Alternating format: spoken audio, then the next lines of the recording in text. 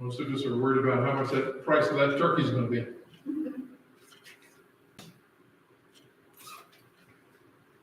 It doesn't have to be turkey. Whatever it is, it's eaten with a grateful heart. It could be a peanut butter sandwich. And you give thanks to God. And God will give thanks for you.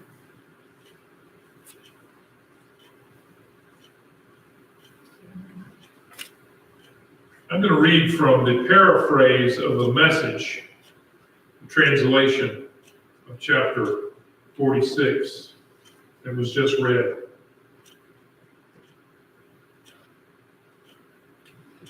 God is a safe place to hide, ready to help when we need Him.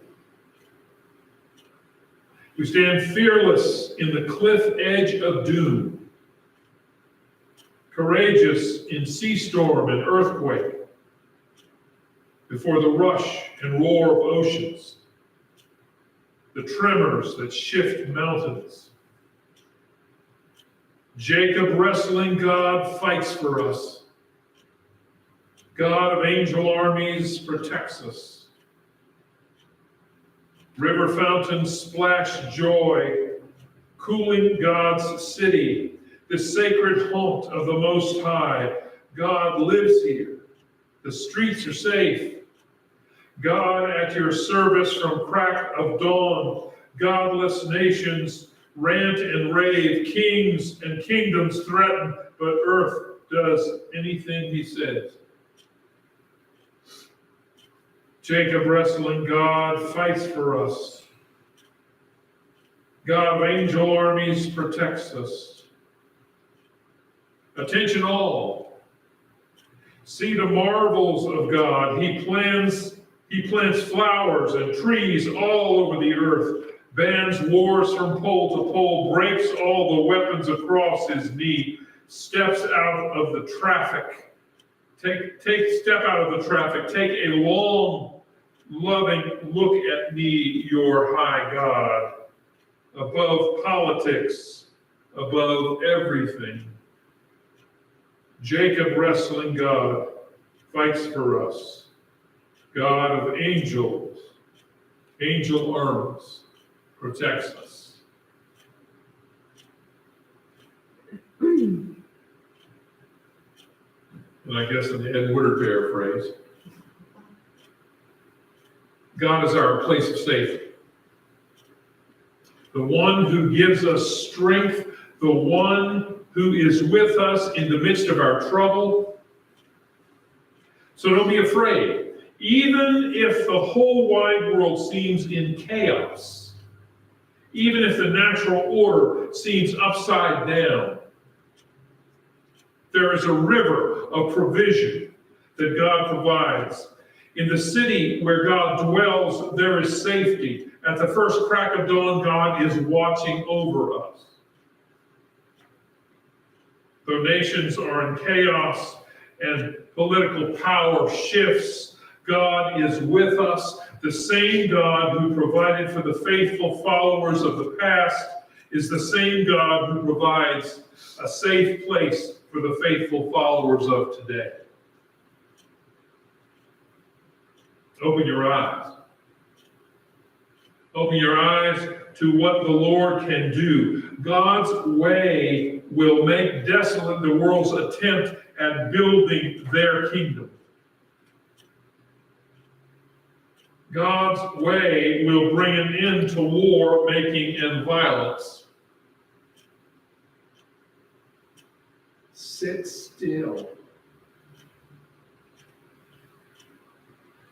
Pay attention. Know that I am God.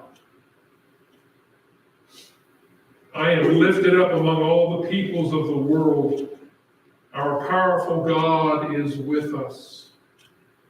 The God of our ancestors is our safe place. Throughout our passage this morning, we are reminded that if God is the God who is our safe place amidst the chaos of life, It is only God who in the end will break our sinful spirit that leads us to war-making and violence. We're called to draw close to our Creator. We're called to a spirit of prayer that silences our racing minds and our racing hearts that jump here and there. A spirit of prayer that calls us to stop everything and remember who we are and whose we are. In the midst of our fears, we are to remember how great and wonderful God is.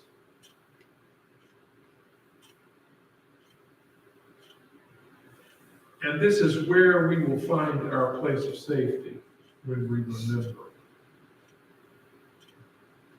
I have come to realize it's something about myself.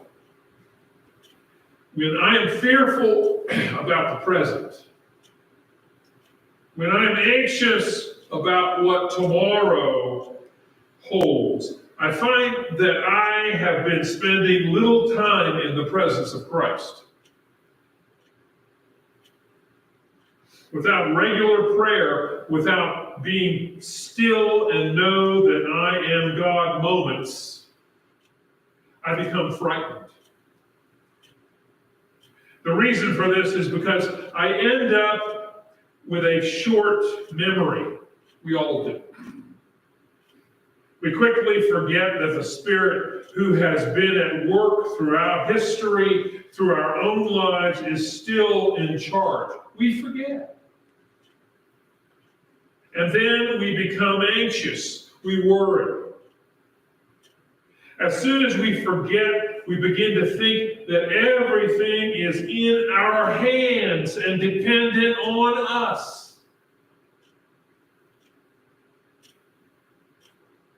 We deeply suspect that we're very suspicious of our own inadequacy. And we're right. We know or suspect how powerless we really are, so our fear levels shoot way up.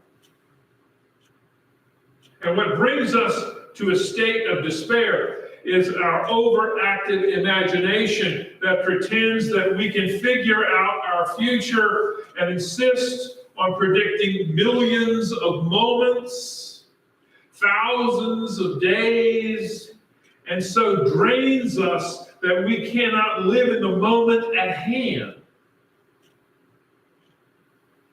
And that is exactly what Christ is inviting us to do. Live in this moment. Not all the moments of our unknown future. So here we are, a forgetful people, anxious about life, anxious about our tomorrows, not knowing how to trust our holy parent who has been there all along. How do we do it? How do we learn to trust God? I believe the answer is intimately tied up with this season, the season of Thanksgiving. The spirit of giving thanks is not meant to be tied up in this season alone. It is to be a way of life.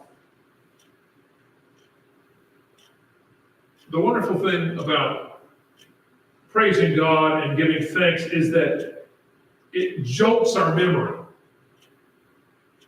Giving thanks brings to our consciousness in our memory what God has been doing in our lives.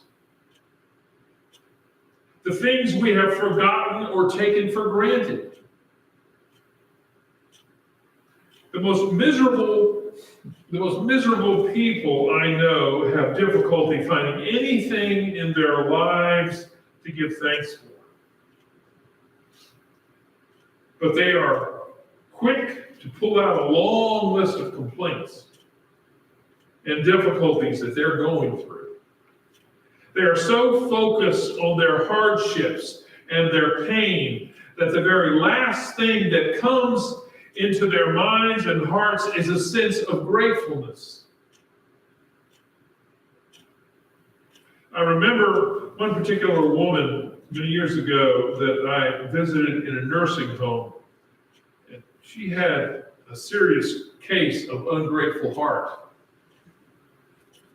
I came to visit her. She was not even a member of the church I serve, but I came to visit her. But she went on and on about how badly she felt, which I understand. There are times when you feel bad and you need to be able to express it. But then she kept going. She talked about all the staff around her and how they never helped her and they were never there for her. And she critiqued them. And I thought to myself, well, let's see. If I was dependent on somebody else to take care of my every physical need, and I had that attitude and conveyed that attitude to others, how would they eventually treat me? And we know the answer to that. Because most of us like to be around people who have grateful hearts. And when we get around people who are just ornery, mean as a snake, and ungrateful for everything, we avoid them. And I had to practice the spiritual discipline of going to a place I didn't want to go to visit a person I didn't want to see because I knew it was important for me. I didn't know what God would do with it, but anyway. But I learned something. When we fail to regularly give thanks, we lose our perspective. We have memories that seem to fail very quickly about what has been done by God through our life.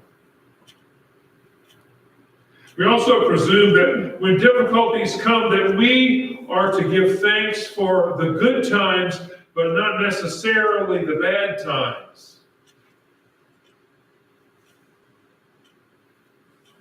It's very strange for most of us to hear the words of the Apostle Paul calling the church to rejoice in the midst of suffering and tribulation. Rejoice and give thanks for our pain? For our suffering? For hard times and difficulties? This is the mystery of what it means to take up the cross. This is the mystery of what it means to be shaped and molded in the fires of struggle. We are not strengthened for God's work in the world by ease and comfort. As strange as it may seem to us, our pain is often a gift from God. And it takes an act of faith to give thanks for that pain. It takes an act of faith to see hardship with different eyes. That maybe God has got you in training, preparing you for something, developing your depth, helping you to walk more deeply with God, and perhaps to prepare you to be a witness in some way to someone who needs you.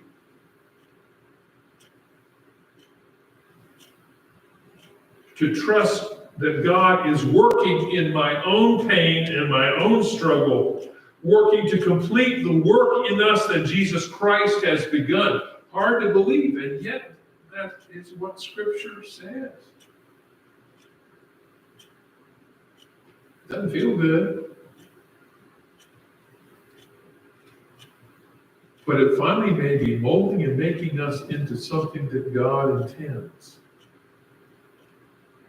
I can't read into the future, and I can't distinguish and understand all that God is doing for sure. Most of what God is doing, and yet God may be in the process of shaping us for God's purpose.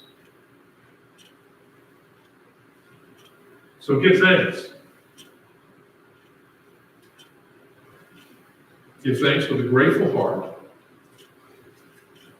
Give thanks for your immeasurable blessings, big or small. Give thanks even amidst the difficulties.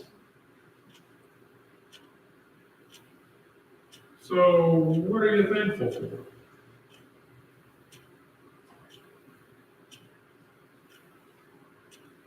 Are you thankful that God is at work in the world today, even though the headlines don't seem to show it? Do you know that God always operated below the radar, without the spotlight, without fanfare, to get Christ's kingdom work done, even in this time of celebration as we approach Advent? Where people were looking for kings and mighty political powers and movements, we celebrate the coming of a birth of a baby. Are you trusting and still believing that God will accomplish what God has started in this world and in your world, your life? Are you thankful? Are you thankful for children who complain about doing dishes because that means they're at home and not on the streets? Are you thankful for all the complaining you hear about government because it means that we have freedom of speech?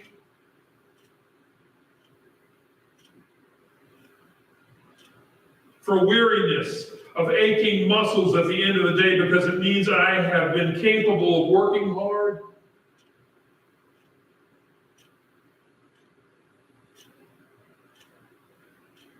Are you thankful for the parking spot I find at the far end of the parking lot because it means I'm capable of walking? For the alarm clock that goes off in the early morning hours because it means I'm alive?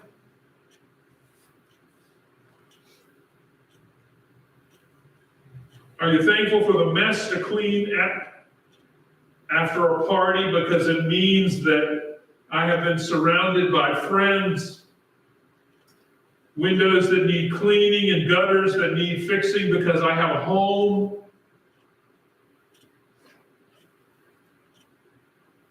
Are we thankful for the taxes that we pay because it means I'm employed? Thankful for clothes that fit a little too tight because it means that I have had enough to eat, and sometimes more than enough. Am I thankful for the shadow that watches me work because it means I'm out in the sunshine?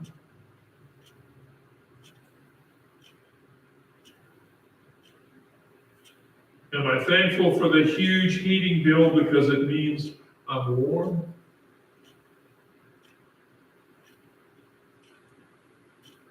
Are we thankful for the lady behind us in church that sings off key because it means that I can hear?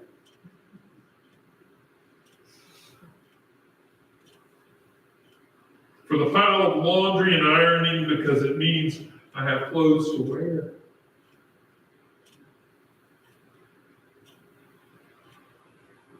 Are you thankful?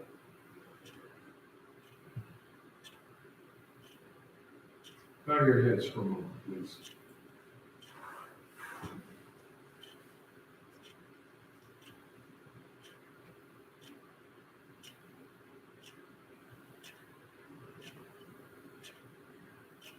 Now lift your blessings to God and give thanks.